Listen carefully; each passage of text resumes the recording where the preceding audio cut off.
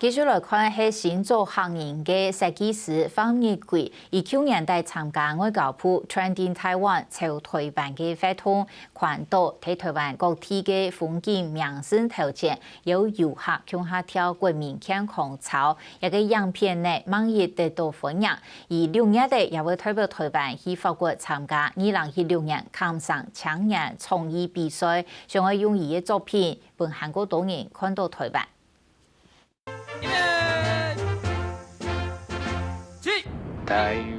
看安島人喺各地嘅特色景點前來創跳國民康健操，不過嗰次冇乜嘅相同，係具有豐富嘅台灣元素，希望來表現出台灣嘅多樣風貌。也隨有100人嘅民眾來參加嘅影片，係作者方面可以翻到，有機會就要去給兩位人來翕嘅，希望大家打幫一個最簡單嘅日常運動，為韓國認識台灣。透過鏡頭去交朋友，然後認識了很多台灣人。那雖然這些都是台灣的小人物，那當然其實他們有很多很有趣的故事。那二方面，我們也因為這支 MV 變成了朋友。那他在網絡上關注我們之後，我們會有互動，這樣子。是拿出他對台灣的很大的一個熱情，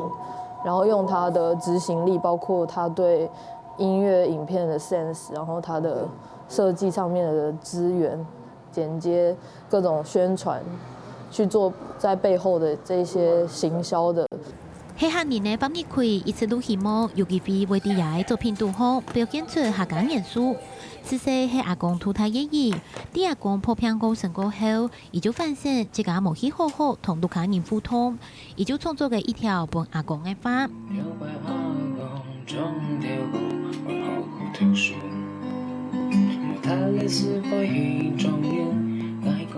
MV 內容係翕出嚟以前同阿公嘅身份，我就表態以歸向阿公。參加嘅2010客家音樂 MV 創作比賽，沒得到嘅肯定。對我來講，最直接就是語言，所以我才會寫客家歌、拍客家 MV 這樣子。對，那這是我對於客家文化的認知最淺薄的部分。那如果我真的以後會想要用客家的元素去創作的話，我可能會再做更多功課，我才會去嘗試。條下馬係認真歸校看電影，天天呢已經來見校翕東西，韓國啲前台灣特色家下，要大幫應用韓國認識也係家鄉台灣。本地係好產品設計嘅方日貴，也係作品有10萬多嘅用戶。雖然同入邊本口來比冇按專業，不過每認真按呢，以翕東西嘅角度方式就韓國冇變版，會表現出自家嘅特色。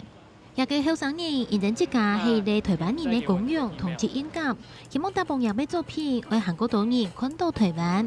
6月底，伊就會去法國參加比賽，又會同各國嘅設計人來交流，希望同韓國島嘅外國人講，台灣地內還有台灣嘅豐富文化故事，而且自家嘅力量來推廣台灣。客家新聞謝永尊代觀眾陳欣怡特別報道。